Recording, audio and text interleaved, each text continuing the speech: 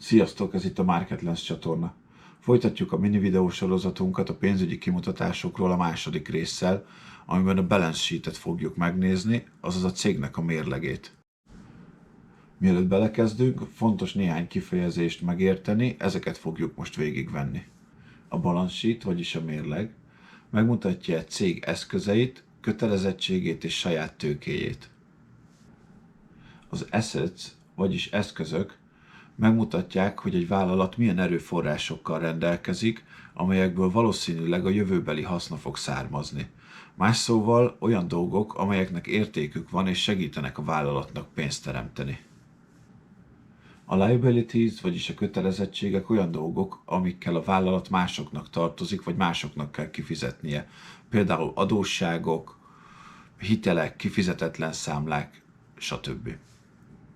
Az equity, vagyis a saját tőke, az az összeg, ami a vállalatnak megmarad a mindenféle kötelezettségek kifizetése után. Lényegében ez a szám mutatja meg a vállalatnak a nettó értékét.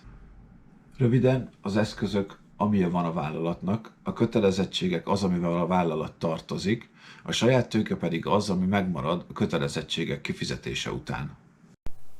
Most, hogy megvannak az alappontok, nézzük is tovább. Megint a Microsoftnak a pénzügyi kimutatását fogjuk használni. Nézzük is meg az egyes pontot. Ha ránézel az oszlopdiagramra, ez megmutatja, hogy a kék színű eszközöket jelző függőleges oszlopok magasabbak vagy alacsonyabbak-e, mint a rózsaszín. A kötelezettségeket jelző függőleges oszlopok. Ha az eszközök idővel magasabbak, mint a kötelezettségek, akkor a vállalat nettó értéke pozitív, nagyobb értékkel bír. Ez pénzügyi stabilitást és egészséget jelez. Ha az eszközök idővel alacsonyabbak, mint a kötelezettségek, akkor a vállalat nettó értéke negatív, kisebb értékkel bír. Ez pénzügyi instabilitást és rossz egészségi állapotot jelez. A kettes szám a total assets, vagyis az összes eszköz. Elég egyértelmű, ez a vállalat által birtokolt összes olyan dolog összege, ami segít neki pénzt keresni, értéket növelni. A hármas, a Total Current Assets, összes forgóeszköz.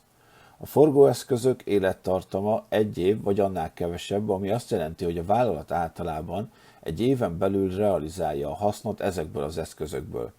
Olyan dolgok, mint a készpénz és a készletek, de ide tartoznak azok a termékek is, amelyeket a vállalat hitelbe adott el, és várja a kifizetésüket. A négyes, a Total Non-Current Assets, az összes befektetett eszköz. A nem forgó befektetett eszközök esetében a gazdasági haszon több mint 1 év alatt realizálódik. Ezeknek az eszközöknek az élettartama általában meghaladja az 1 évet. Olyan dolgokra vonatkoznak, mint a gépek, számítógépek, épületek, földterületek, szabadalmak és szerzői jogok. Az ötös, a Total Liabilities, az összes kötelezettség. Ez is elég egyértelmű, ez az az összeg, amivel a vállalat tartozik másoknak. Adósságok vagy kötelezettségek, amelyeket ki kell fizetnie, mint például a hitelek, kifizetetlen számlák, adótartozások. A hatos, a Current Liabilities, rövid lejáratú kötelezettségek. A vállalat azon kötelezettségei, amelyek 1 éven belül esedékessé válnak, vagyis amelyeket 1 éven belül ki kell fizetni. Olyan dolgok, mint a beszállítóknak hitelre történő vásárlások kifizetése. A hetes, a Non-Current Liabilities, hosszú lejáratú kötelezettségek. Adósságok és egyéb nem adósság jellegű pénzügyi kötelezettségek, amelyek a mérleg fordulónapjától számított legalább 1 év után esedékesek. Például a vállalat kibocsáthat olyan kötvényeket, amelyek több év múlva járnak le. A nyolcas, a Total Equity, összes saját tőke. Szóval ha az összes eszközből kivonod az összes kötelezettséget, megkapod az összes saját tőkét. Saját tőke egyenlő, eszközök mínusz kötelezettségek. És mint fentebb láttuk, a saját tőke a vállalat nettó értéke.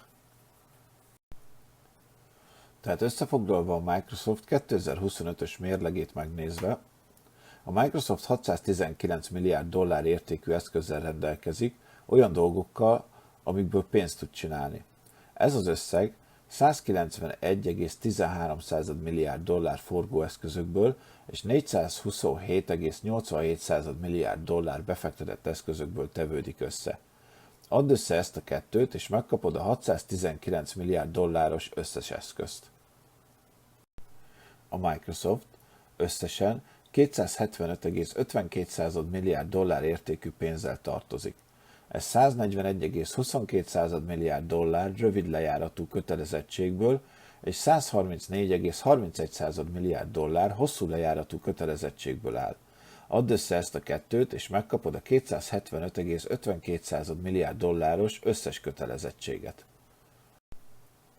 Tehát vedd az összes eszközt, és vond ki belőle az összes kötelezettséget. 619 milliárd dollár mínusz 275,52 milliárd dollár az egyenlő 343,48 milliárd dollár. Ez az összeg a Microsoft összes saját tőkéje 2025-ben. Más szóval 2025-re a Microsoft értéke 343,48 milliárd dollár. És ne feledjétek, ha a kék eszközoszlop magasabb, mint a rózsaszín kötelezettségoszlop, az jó, az ellenkezője rossz. A pozitív saját tőke jó, a negatív rossz. Remélem tudtam segíteni a balance sheettel, és hasznosnak találtad a videót. Ha igen, lájkold, oszd meg, és iratkozz föl. Találkozunk a következő videóban. Sziasztok!